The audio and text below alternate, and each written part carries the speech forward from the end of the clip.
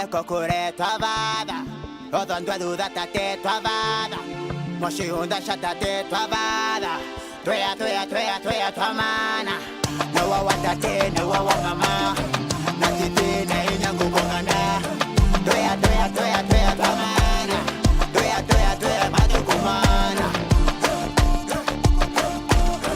Toya twamana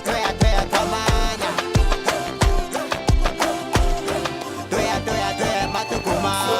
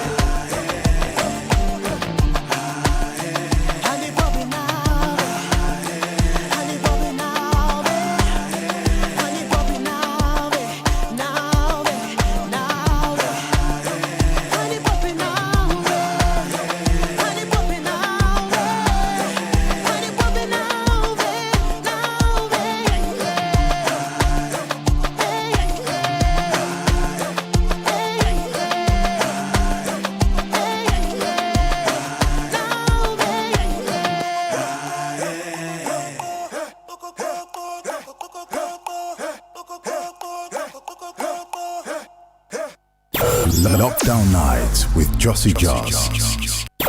Lockdown Nights with Josie Joss. Lockdown Nights with Josie Joss. Lockdown Nights with Josie Joss. Lockdown Nights with Josie Joss. Lockdown Nights with Josie Joss.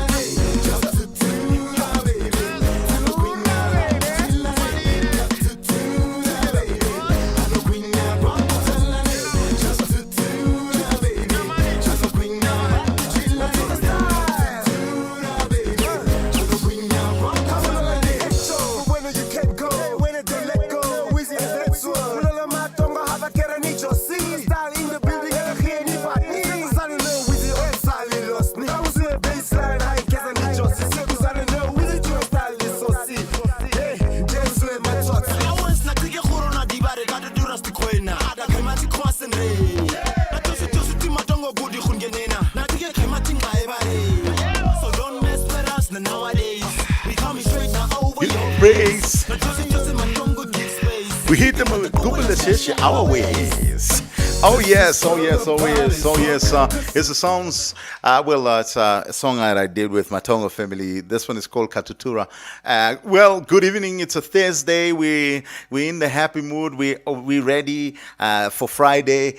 But we must always remember that we need to make sure that we need to take care of ourselves. And tonight, welcome to Lockdown Nights with Josie Charles. And we're just having a lock chat right here with KLAIVERT Mwandingi. He's, of course, the president of AFRIYAN. We'll get to find out a bit more about AFRIYAN.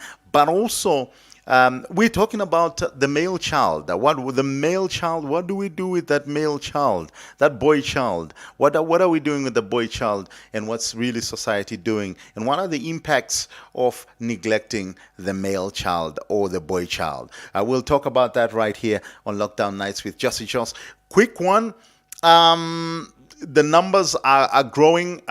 We've got about 8.5 million, 16,324. In terms of infection rate, 453,578, 4.4 million, 88,497, 974 actually. That is the recovered cases. And then, of course, we're looking at the active cases. They're sitting at about 3.5 million. And also is only 2% of those that are serious and critical. It's been like that for some time, and it sort of continues that way.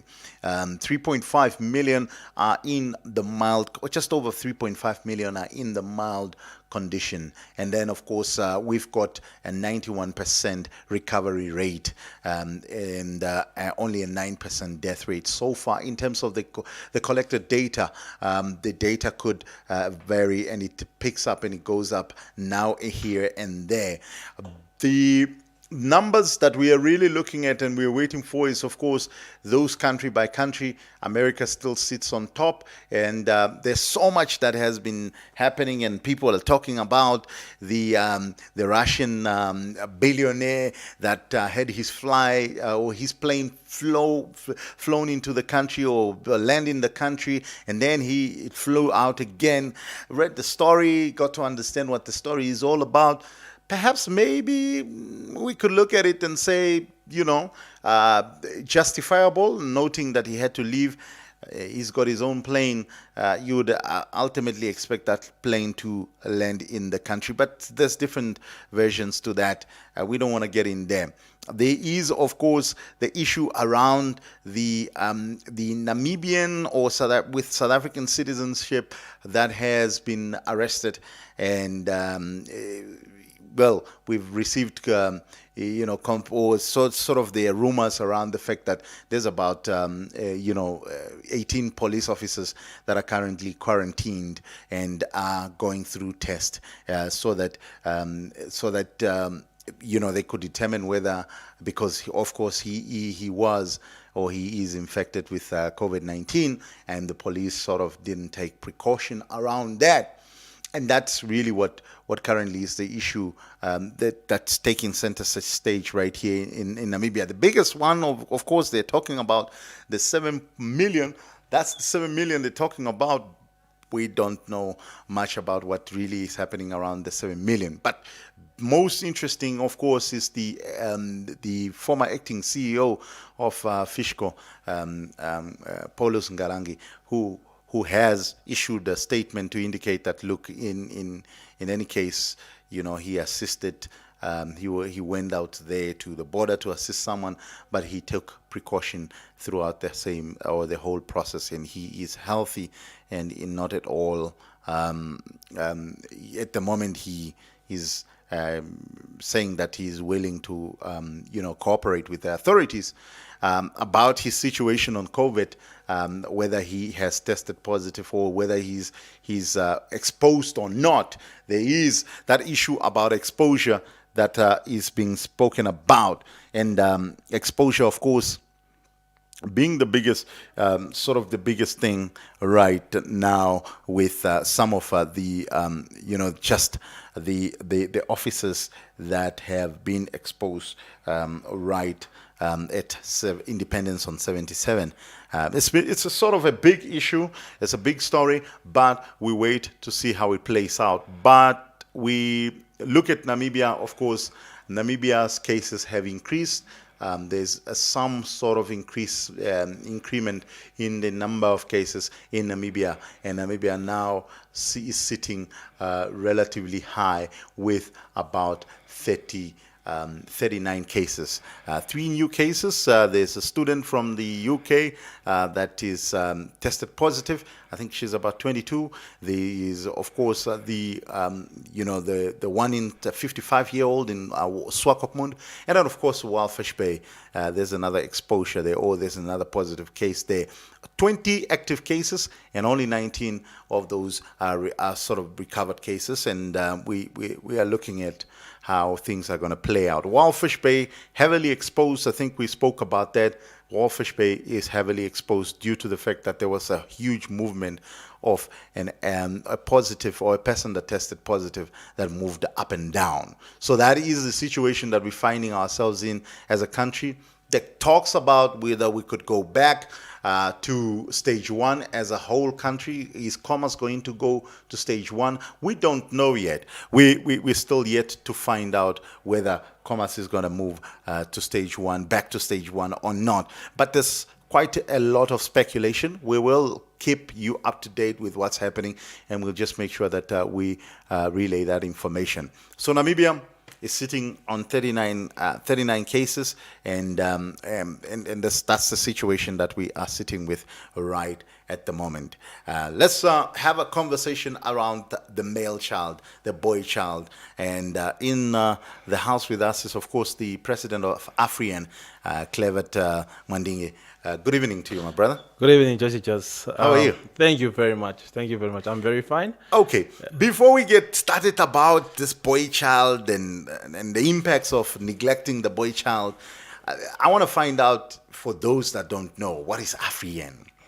Yeah, that's a very good question. Yeah. I'm very pleased to be here today, and also to be given the opportunity to tell everybody what AFRIYAN is all about. AFRIYAN itself stands for African Youth and Adolescent Network on Population and Development. AFRIYAN is the biggest youth-led organization in Africa. So it is in more than 25 countries as we speak right now in Africa. It's in all Southern African countries, Southern Eastern African countries.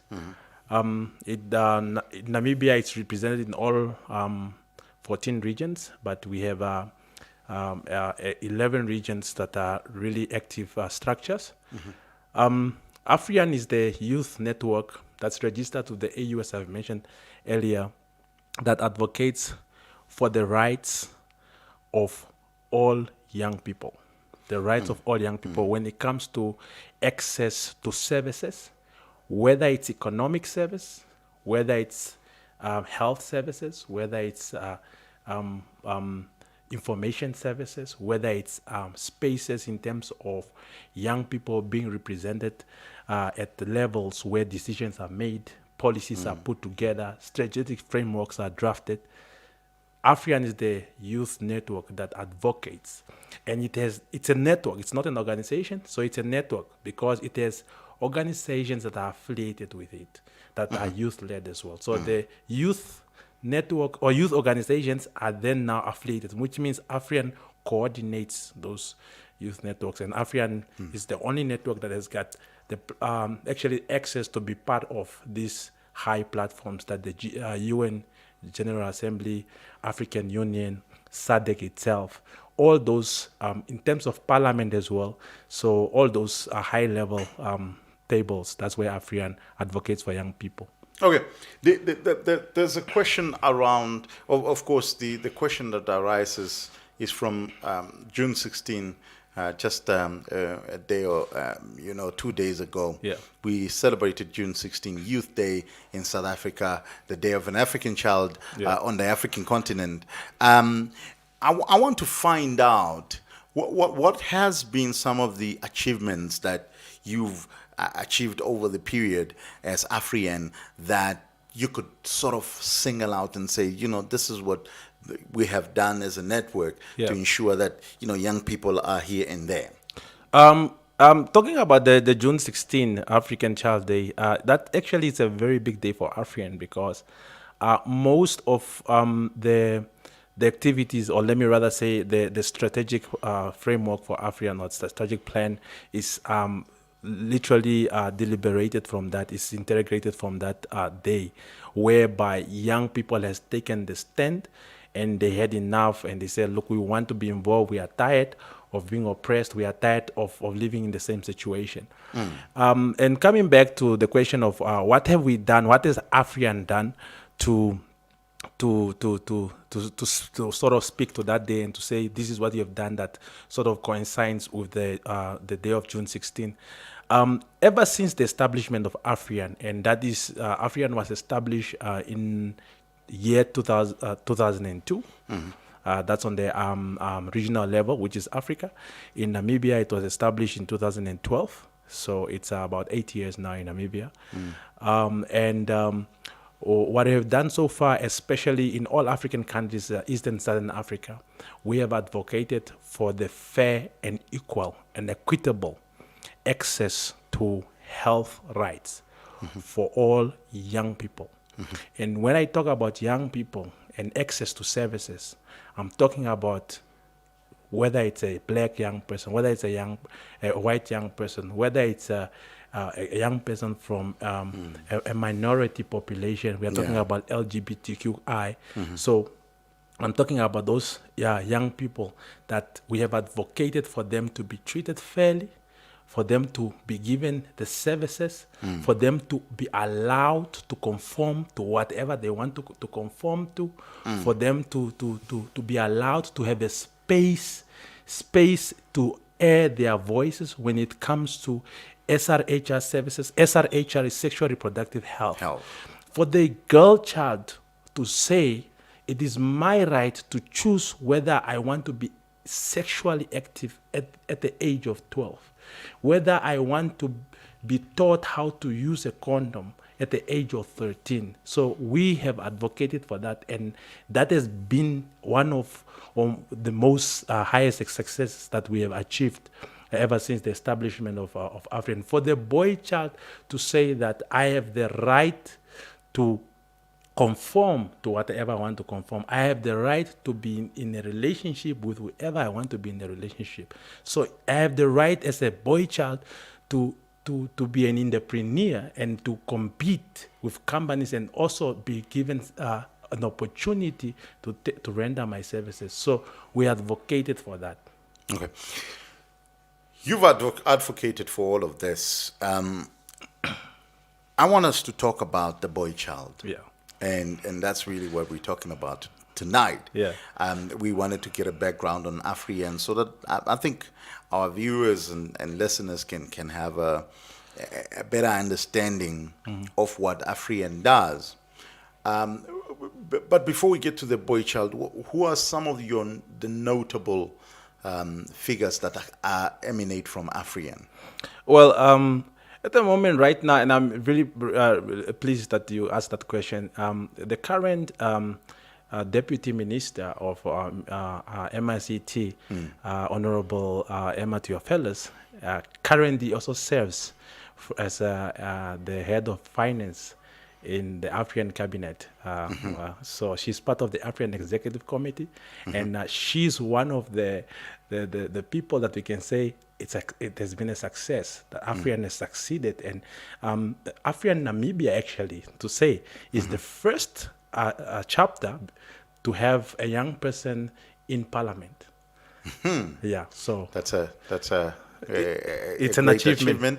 Congratulations on that. Yeah. Now let's talk about the boy child. I want us to talk about the boy child.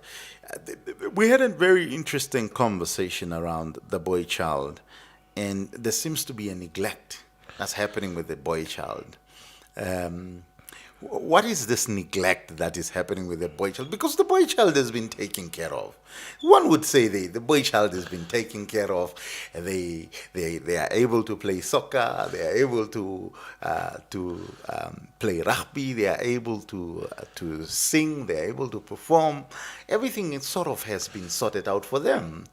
To be honest, Josie, it's the boy child has been taken care of, partially been taken care of. I would say myself in my own personal capacity as the president of AFRIYAN.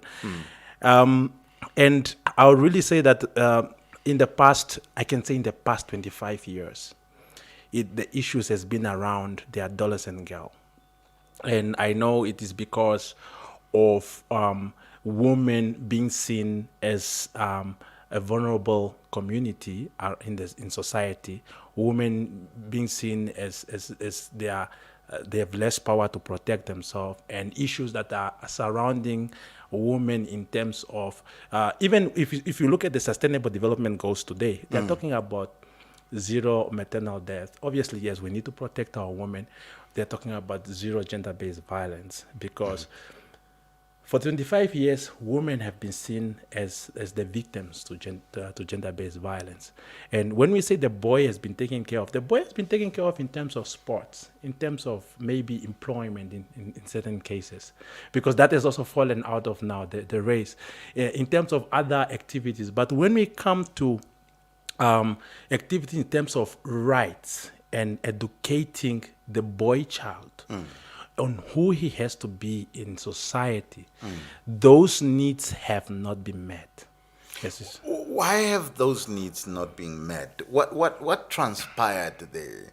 Is it a thing of tilting the or flipping the coin, and simply saying that in taking care of the girl child, there's sort of some suppression happening with the boy child? Yeah, that I would definitely agree with that, and I would say like I said before, it's ever since when we started talking about empowerment of women, advocating for the 50-50, and bringing the woman into the spaces, and bringing the woman into the spaces has to come with protecting the woman, has to come with making sure that the woman's rights have been respected, have to make sure that also comes with making sure that the woman has got full access to whatever man had access to. And because of that, it is sort of, I don't even want to say that suppress is the right word to use, because I think it's a very soft word to and I'm not saying this because I'm trying to be biased and say that men have been left out, but suppress, I feel like it's a very soft word to use around this term. I can say maybe the boy child has been pushed aside, because if you look at the investment that has been put into the empowering of women, and I'm very happy that women are empowered. I'm very happy that women have been brought to the table and to understand what's on the table, what men has been dealing with. Women are put in positions now. We are talking about the zebra system in parliament, that women are also in spaces where decisions are made and policies are crafted. But with that being done, the boy child has been pushed aside. Because so much investment has been put into empowering women, activities and programs went towards women. And to name a few, we are talking about issues like gender-based violence, for example. Well, but women would then say, but for hundreds and thousands of years, men have been put at the forefront. What hurt could it make? What hurt could it do? What harm could it do to women just being put at the forefront for a bit? You know, when it comes to cultural norms, and these are not African cultural norms, these are worldwide norms. And even though we might be having listeners today that they say that, no, I'm not Christian, but the Bible is one of the most read book in the world. And Christianity is sort of like covered the whole world. And if you look even from biblical religious platforms to cultural platforms, men has always been the head. And because of that, men has been seen that they have an advantage over women. And because of that, women felt like they were suppressed, that they were not recognized in societies. I mean, we still have today, I mentioned earlier about gender-based violence, where we have today some cultures that believe that a man is justified to beat his woman, to physically abuse his woman for a valid reason. And if I bring it to the Namibian statistics, you will see that 93% of men believe that it's right, it's justified for a man to beat his woman. And 89% of women, you see, there's no difference. It's about 4% different. 89% of women believe that it's okay for a man to beat the woman. if she has done wrong, even if you go in the community today. And because of these beliefs, they have sidelined, these beliefs have caused a sideline of men being pushed aside and investment being put into women, because the woman has been seen less of power to protect themselves. But what we haven't looked at is that the powder that lights the matchstick, the matchstick I'm referring to the man, that powder is a woman. In other words, in many cases, women are not only the initiator, because if we talk about gender-based violence, they are not only the initiator. Sometimes they can also be the perpetrator when it comes to gender-based violence.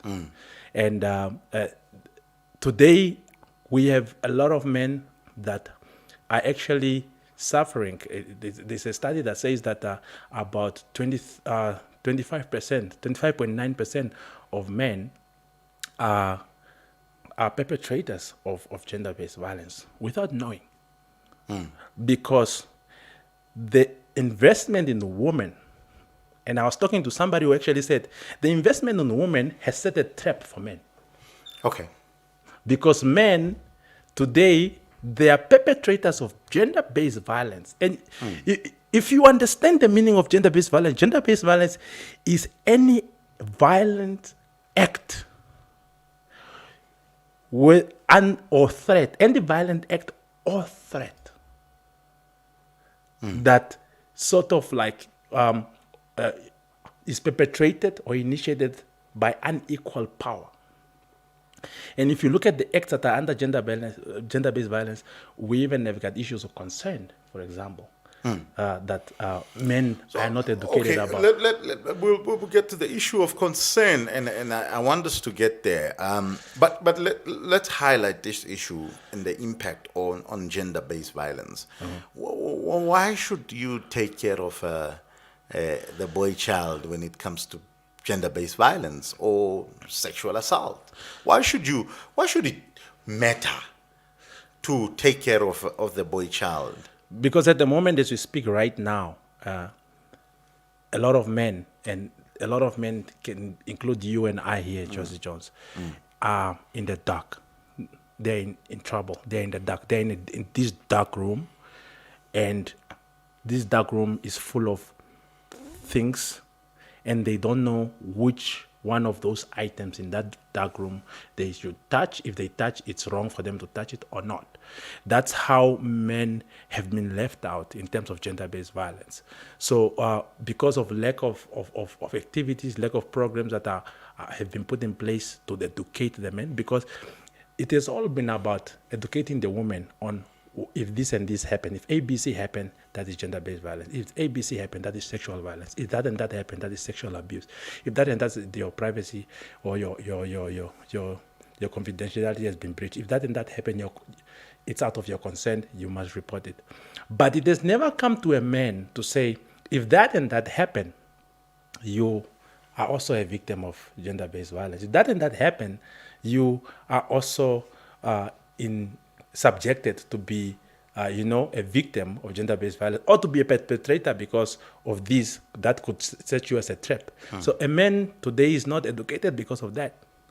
And that's why I see that it's very important, because if you do not educate the men now, we are not going to get rid of the root cause.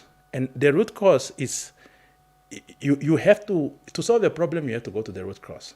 And the root cause at the moment today is not the man. It is because the man is uninformed. This is like you are telling me, you are arresting me, telling me that no, you have jumped a four-way stop when I have never been educated about a four-way stop. I don't know that that's a four-way stop. But then I cross it, and then you arrest me. But you have never educated me about this. So we need to deal with the root cause to say, what is the problem for the men to be the perpetrator, or for the men to stop being the perpetrator, the boy. And when we're talking about the men, we're talking about the boy child to protect. How do we protect the boy child? Is when we teach the boy child the same teaching that we have given to the girl child. For the boy child to be aware, because you must understand these are two different I'd almost said use the word species. We are also going to take some calls because quite interesting. We're getting some comments that are coming in. Yeah. If you would love to give us a call on 081-285-0859, 081-285-0859. There's a message here that comes in that says, I'm concerned about the emphasis on sexual rights that are being advocated by the gentleman. Age 12 is too young to make decisions on sexual engagement. Apart from rights, what values are they promoting? And what about education, entrepreneurship, skills and development, spiritual as well as faith values? That is a message coming in and questions that are popping up. We're going to have this. There's that issue. Yeah. Advocating for sexual rights. I think it's a very good question. It's a very, very good question. That 12 is too young. And That's what they're saying. Yeah, it's very sad that we have to advocate for sexual rights when it comes to the age of 12. But Josie, thank you very much for the question. The one who sent the question. We cannot move away from reality. I'm very happy to say today that Namibia was one of the first Southern African countries to drop from, when you talk about advocacy around sexual rights of adolescents, from the age of 14 to 10. Because Namibia is one of the first countries to actually realize that this is reality. We have girls at the age of 13, 12 that are teen mothers. And I don't want to name regions that I have been, that I have witnessed this myself, that are married off to older men because of climate change, because of lack of economic strengthening, because of poverty, which are the drivers of this type of issues or this type of problems that happen around young girls. And this is where we have realized and to say, look, we need to start speaking for the girl child because of that age of 11, 10, and 12, because we have girl or adolescent girls who came out and say, you cannot tell me, or I want my mother and my father to know that I know what happens in the bedroom when my mom and my father are in the bedroom. I know what they are doing behind those doors. I know what sex is. I know what a condom is.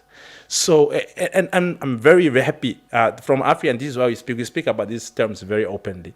So you are saying that a 12-year-old pretty much knows what sex is. A 12-year-old knows what transactional sex is. Okay, so she also knows she's likely to be having sex as well. Yes. And the 12-year-old would want to have a condom, but you probably not be able to have a condom sold to them. Exactly. That's why I said, Josie, a 12-year-old understand the term transactional sex. Now, the term transactional sex is when you have sex in exchange of money. So I know I come from a vulnerable family, a not able family, and I want to go to school. Whoa. Whoa. Okay. It's shocking. A 12-year-old. A 12-year-old. Okay. Understands that, hey, look, give me something. Yeah. You know, we can have this sex. Yeah, 12-year-old will tell you that, listen, I've got my boyfriend that picks me up after school. And these are things that we are trying to turn a blind eye to, but it's happening. It's happening. If you have a 12-year-old that's telling you, that's a teen mother, she's telling you that between 7 and 1 o'clock, I'm a learner at school, not a student. We're talking about a learner, grade 7, or grade 6. But after 1:30, I'm a mother because I'm taking care of my daughter or my son, and I have to go sell fat cakes because I need to help the father of my daughter to support our child. And they will tell you, like, if you want to change my lifestyle, you need to be able to provide for me what my man was providing for me.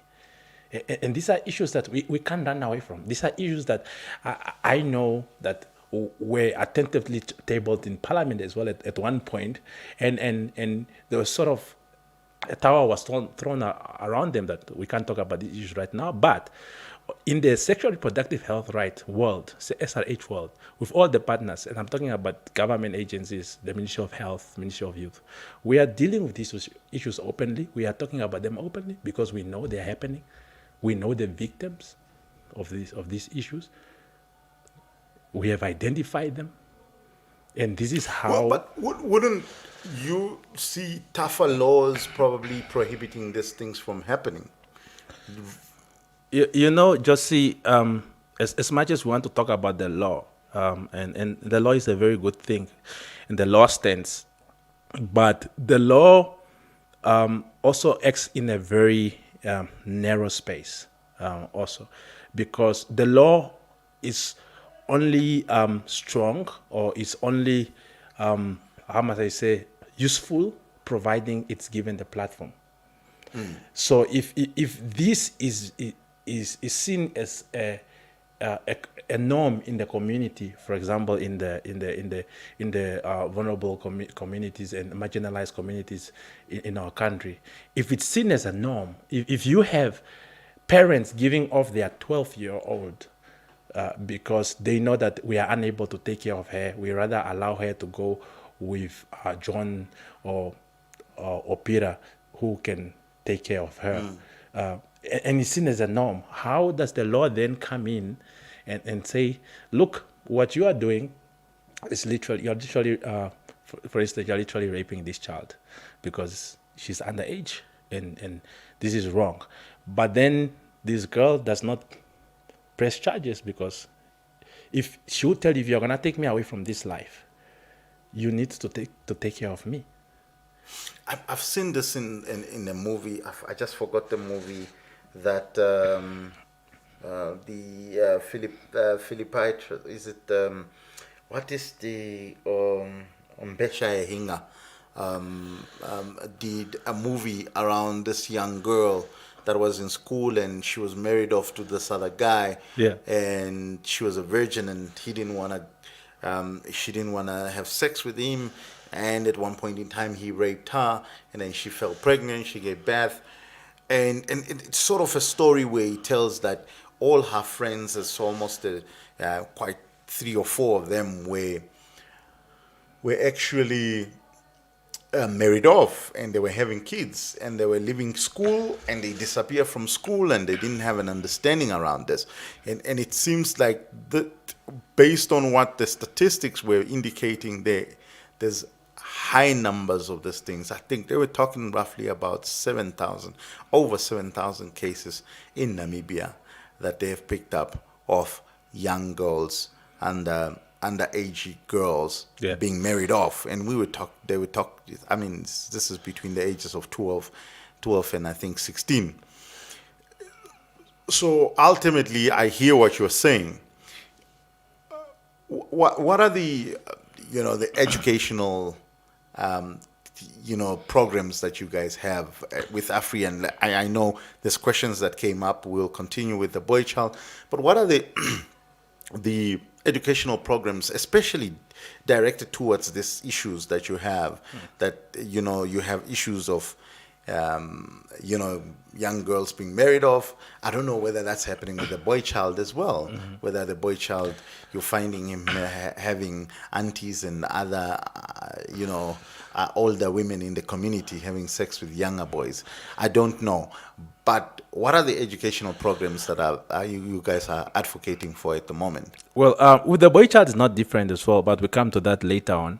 And this is where AFRIYAN comes in when we talk about educating. AFRIYAN deals with informal education.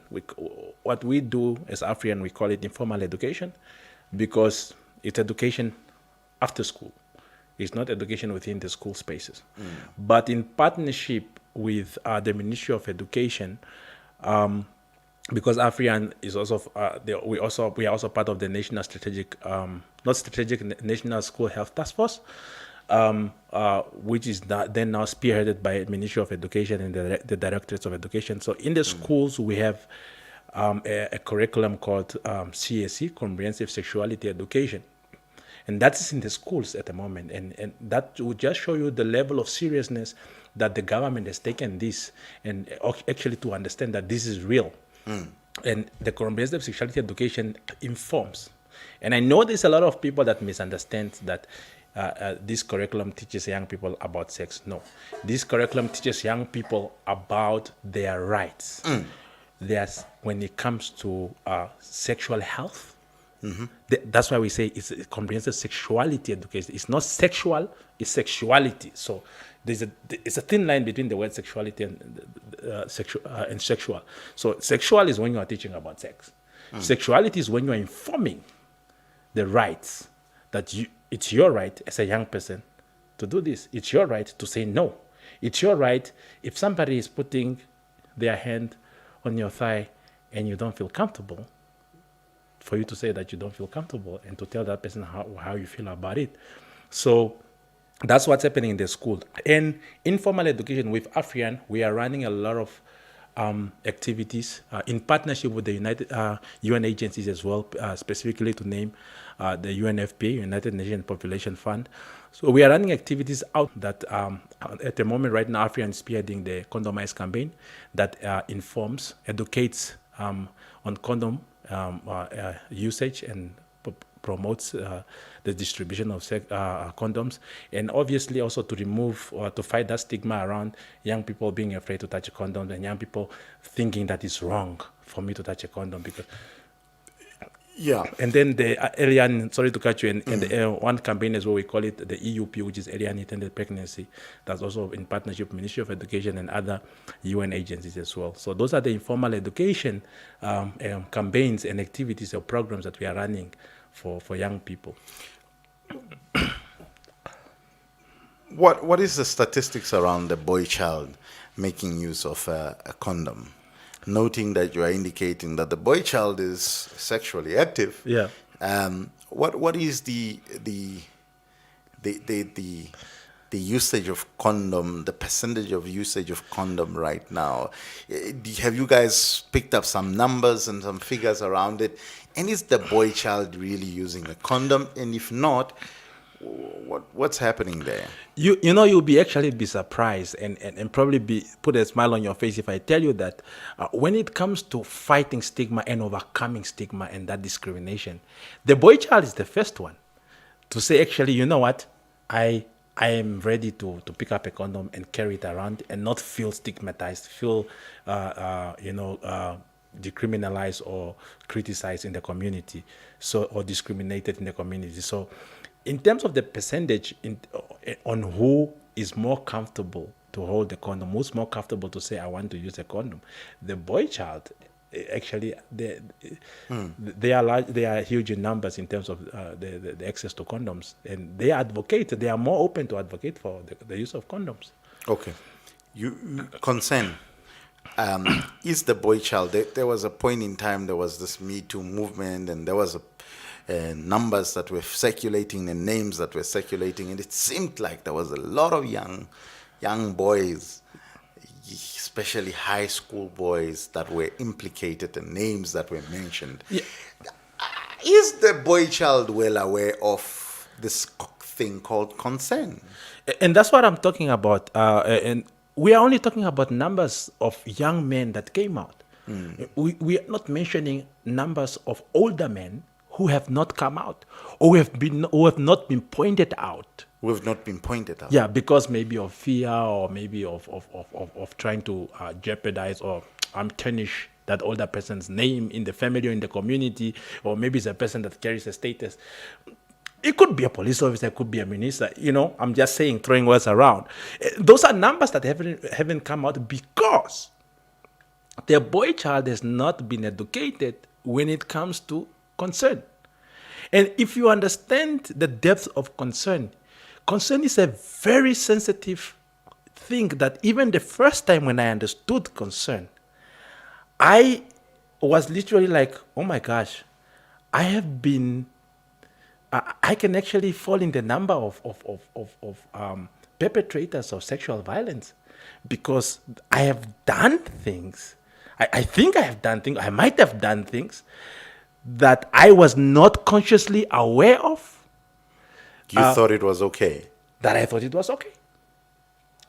And I didn't know that that is concern. It's an issue of concern. And like when I say it's very sensitive concern, I mean, they say that egg is the softest thing that, if you force you break. I think concern is softer than the egg because there's a really, really thin line between concerning to something and not concerning to something, especially when it comes to intimate partner relationship. A lot of men are perpetrators in intimate partner relationship. What are those examples? You speak about this intimate partner relationship. I mean, the relationship with my girlfriend.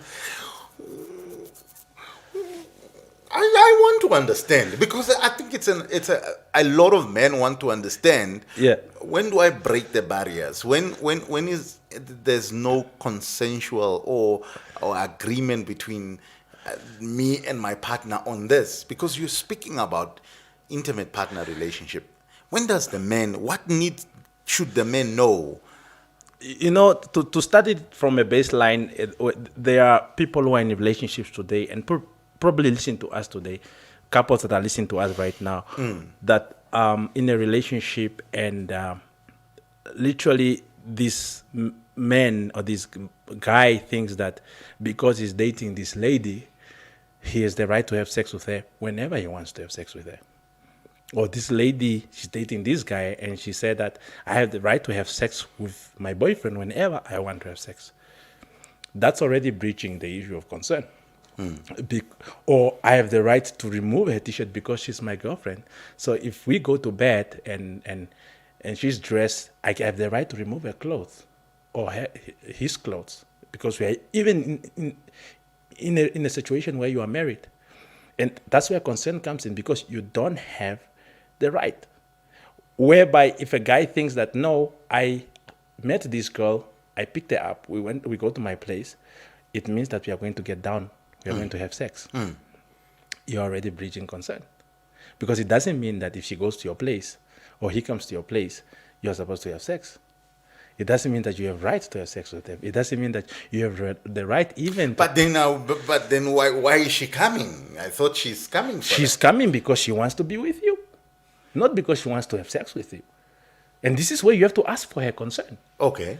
And concern, it's so sad that I think I was in a meeting 2 weeks ago that somebody mentioned that we have a lot of African men that are arrested today, that are in European countries or in the States, that are arrested today, even just by looking at a woman. Because in those countries, you look at the woman from head to toe, you're already undressing her. That's a felony. You're committing a crime. Whoa. Yes. Whoa. Okay. That's how sensitive. So I want to understand, and I'm sorry, I would love to understand. So I'm prohibited from looking at someone. You are prohibited from looking at someone in an uncomfortable way. In an uncomfortable way. In an uncomfortable way. So if you are staring at me as a woman and I feel like you are undressing me with your eyes, you are looking at my behind. No, KLAIVERT. Who makes that determination though? If I feel uncomfortable, I'm the subject. Keep in mind, as the lady, she is the subject. If she says that you are looking at me and I feel like you are undressing me, you are committing a crime. The way you stare at me makes me feel uncomfortable. That's already an act. It's already an act. Or it's a threat of act already. And like I said, when you're talking about consent, it's so bad that not bad. I mean, consent is so sensitive. It's not bad. I love consent because when I came to learn about it, I enjoy it today. That you can be with your lady in the bed and she's naked, you are naked. But that doesn't mean that you should have sexual intercourse. You need her consent. Okay, so how many men are aware of this? How many young men are aware of this? How many older men are aware of this thing? I tell you, there's a lot of young men that don't know this. There's a lot of young ladies also that don't know this. But the danger is when young ladies, like when you're talking about the Me Too issue that came out last 2019, and a lot of men were really, really in trouble. A lot of young men were in trouble because they have initiated or have been involved in activities that unconsciously they were not aware that they were committing a crime. Girls who say that I would have sexual intercourse with him, but I didn't want. I felt pressured because if I did not have sex with him, he would probably judge me, or he had sex with me and I didn't really want, but I kept saying no, I'm not ready now, but he kept undressing me. All those things where a man thinks when a woman is saying no, she actually means yes. And that's where that's now what makes a man a suspect. That's what victimized the woman, because if it's no, it's a no. It's a no. I mean, we have women today who say, look, if I get in bed with my man and he doesn't undress me, I'll think that is not romantic. Romantic, yeah. And I'll think that is boring. But if you get in bed with a man who knows consent, who understands what consent is, he's not going to undress you, because he knows that by undressing you without you consenting to it, he's committing a felony. He's committing a crime. So you need to consent to it. You need to tell him that you are allowed to take off my T-shirt. You are allowed to remove my jean from me. And it's the same thing as men. It's the same thing. If the woman is coming onto you and you are uncomfortable, you are not ready that night, you're allowed to say, look, I'm not ready. What are the total social impacts on the boy child when the boy child is neglected? Where we go thinking that the boy child is okay. Are we likely to see outbursts? Are we likely to see the boy child breaking down? What is it if we allow the boy child to go unattended to? Look, if we allow the boy child to go unattended to, one of the things that we are going to get in society, we are going to have a lot of men becoming suspects of things that they are not aware of. We are going to have a lot of men committing a lot of crime. I mean, that they are not consciously aware of. We are never going to deal and bring the issue of sexual violence, sexual abuse, of intimate partner violence, of gender-based violence. We are never going to deal with those, because we will always have the man as a perpetrator. And unfortunately, that's what's going to be the norm that we are going to live with, because are we going to say that the men are going to burst out and probably become more aggressive? Yes, that could happen, because it's just a matter of time when men actually start feeling that there's too much empowerment that's been given to women, and we are not getting anything. And this will cause a lot of aggressiveness, a lot of violence in the communities, and we are going to have a problem on that as well.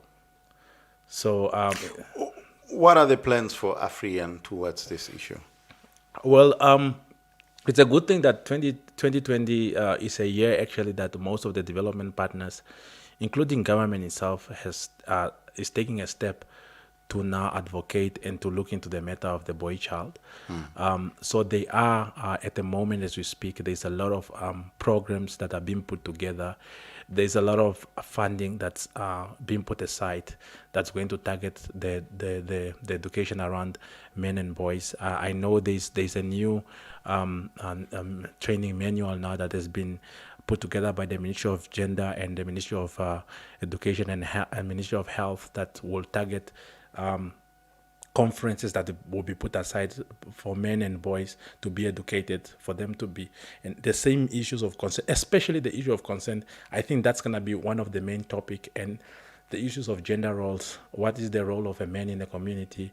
What is a man supposed to do and not supposed to do? What does the man have the right to say no to and yes to? Like earlier we mentioned about that a lot of men are also becoming victims in the community because there are societies or communities or cultural beliefs whereby if a young man has been approached by an older woman and the young man does not man up to go sleep with that older woman, he's not seen as a man fit enough to be a man. That's happening. And it's not so you're saying that at times young men feel pressured, just simply peer pressured, sort of, Yes. because of the fact that he would then be castigated as being a coward. Josie, young men are even being raped today without them knowing that they are being raped. Because if as a young man, an older woman approach me and she wants to get into a sexual relationship with me, and obviously because of the benefits that are there, she's an older woman, she probably has got a nicer car than mine, and I'll be driving that car. Those are the benefits normally young men get from older women. And during our sexual activities, she is making me do things, and I have to do those things just because I don't want to back out, because I feel I'm a man, I cannot back out.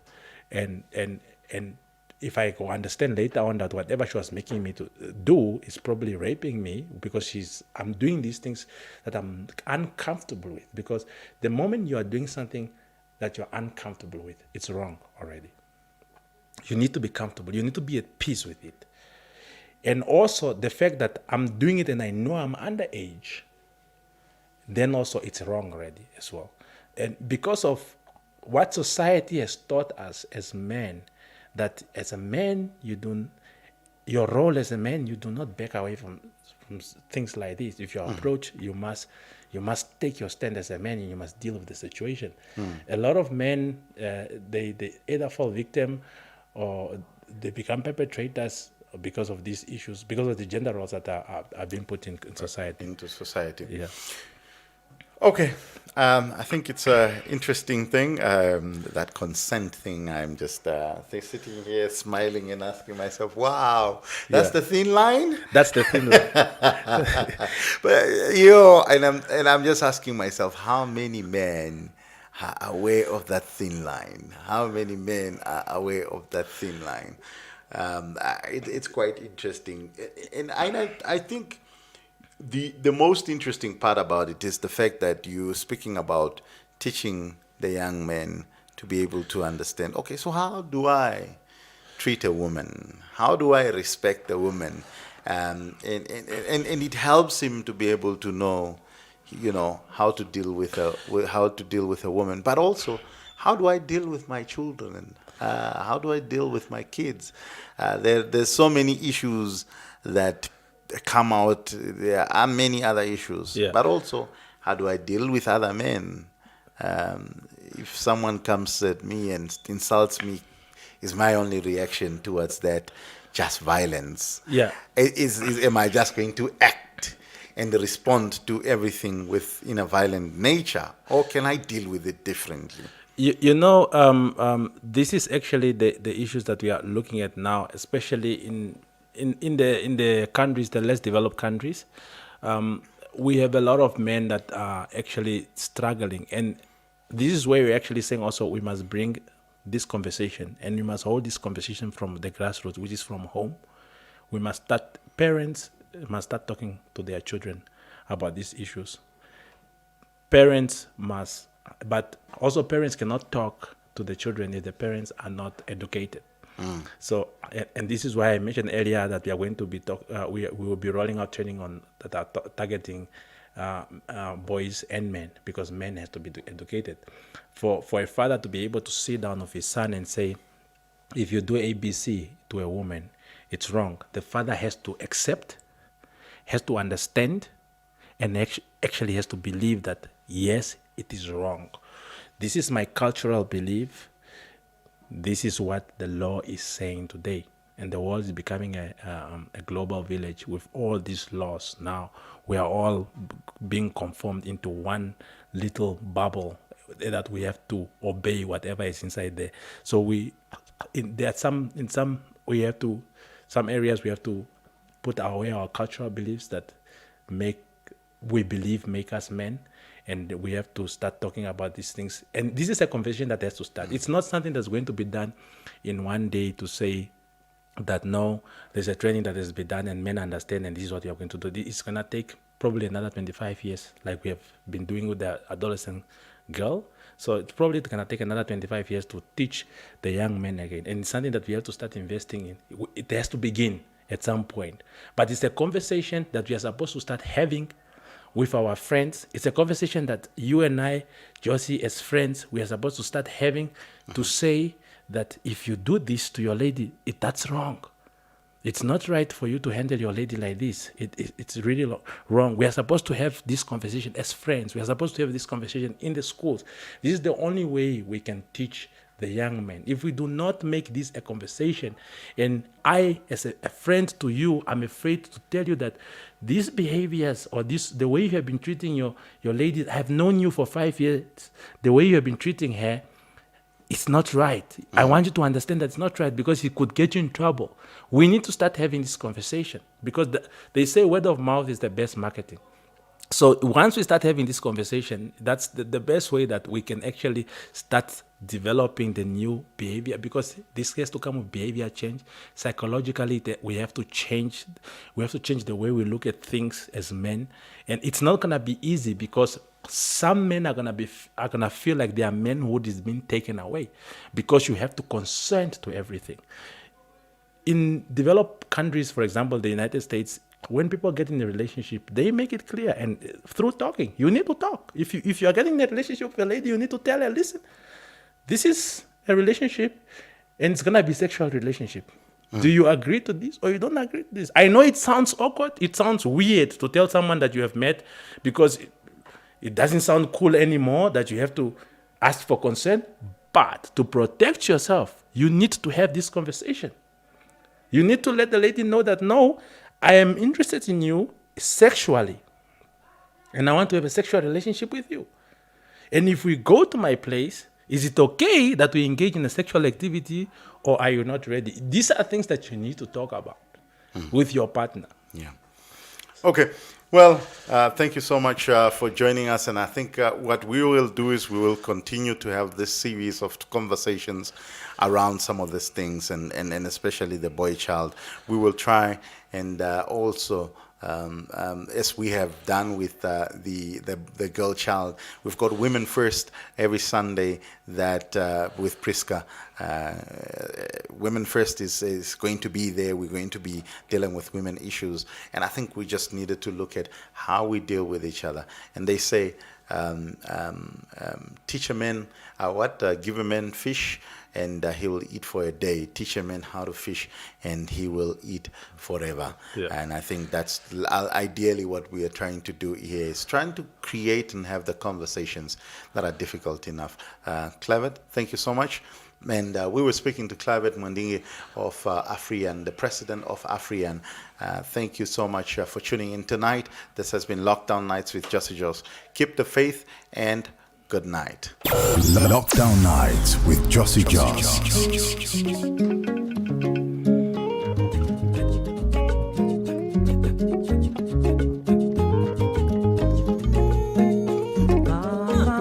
Mama, Nakei, Kasilobi nako zonga, Mopembo, Ezaling, Deli Wateo.